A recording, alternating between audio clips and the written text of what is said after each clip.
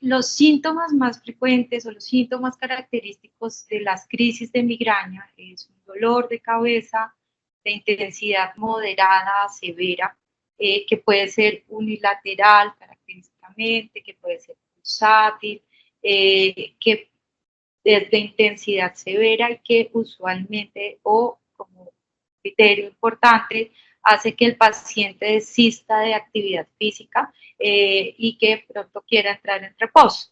Adicionalmente a eso, ese dolor de cabeza se acompaña de síntomas como fotofobia, es decir, intolerancia a la luz, o fonofobia, intolerancia al ruido, o algunas veces también de náusea o vómito. Y la duración de ese dolor usualmente está en 4 a 72 horas. Son como las características clásicas de una crisis o una cefalea por migraña. Bueno, digamos que eso es muy personal, es una muy buena pregunta. Cada individuo puede desarrollar, digamos, sensibilidad a unos factores desencadenantes o triggers específicos, pero digamos que se ha asociado frecuentemente a triggers como el estrés, por ejemplo.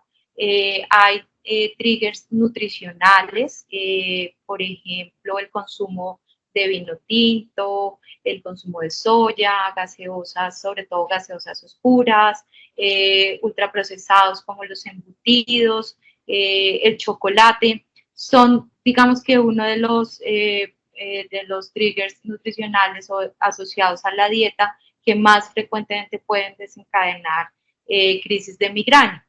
También incluso hay triggers medioambientales, cambios en la presión barométrica pueden desencadenar crisis de migraña. Entonces, digamos que hay una amplia variedad de triggers identificados y el ejercicio es poder identificar en cada paciente cuál es ese desencadenante que pudiera estar generando las crisis de migraña.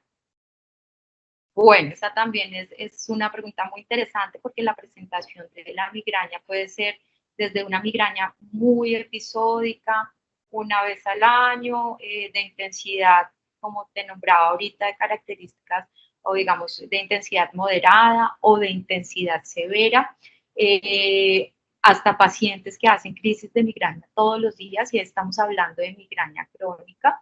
Hay pacientes en las que la incapacidad, estar deshabilitados por el dolor es variable. Hay pacientes que tienen su crisis de migraña, usan sus medicamentos para abordar la crisis y pueden continuar funcionando normalmente. Hay pacientes que necesitan 2, 3 días para volver a arrancar en su parte funcional. También varía mucho y es algo importante de las crisis de migraña. Hay pacientes que presentan algo que se llama el aura de la migraña, es decir, son unos síntomas que se presentan antes de la migraña, hasta 60 minutos antes de que se presente la crisis de migraña, y esos auras pueden ser visuales, pueden ser sensitivas, pueden ser en el lenguaje, pueden ser motoras, y esos pacientes pues también están en una crisis de migraña, pero tienen una presentación un poquito diferente a un paciente con migraña sin aura.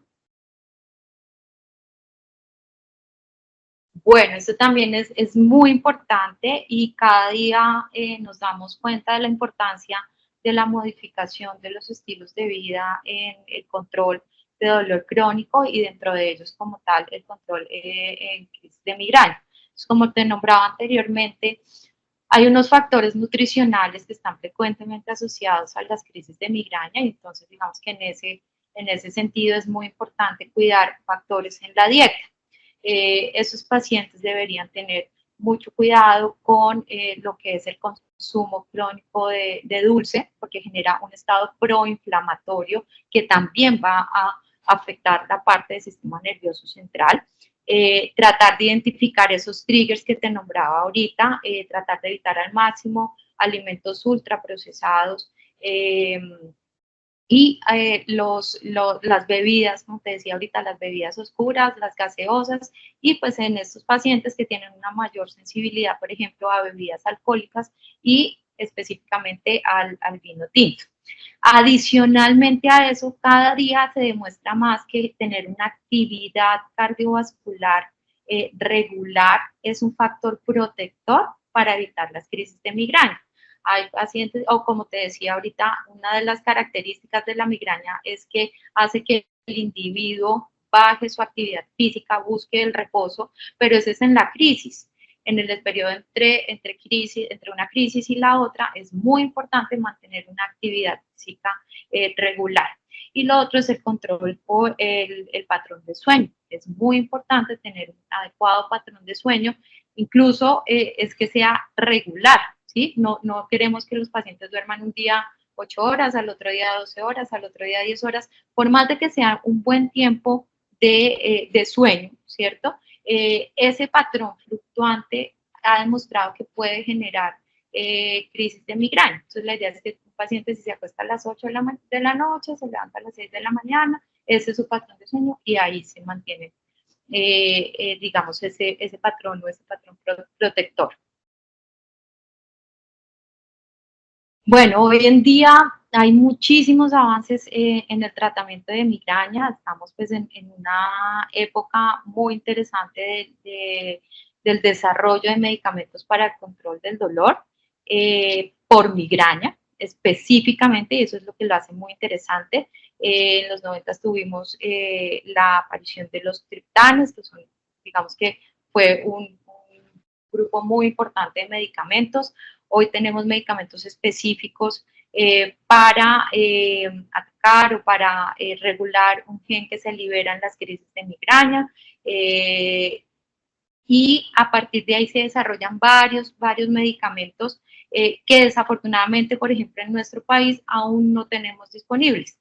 Adicionalmente a esto se ha demostrado que también tratamientos o procedimientos intervencionistas mínimamente invasivos, que es lo que usualmente trabajamos nosotros en medicina del dolor, también están generando impacto en las crisis de migraña. Entonces, hoy en día tenemos un desarrollo tanto a nivel farmacológico como intervencionista y, como te nombraba anteriormente, estamos poniendo cada vez más atención a los cambios y al estilo de vida para impactar en los pacientes con migraña.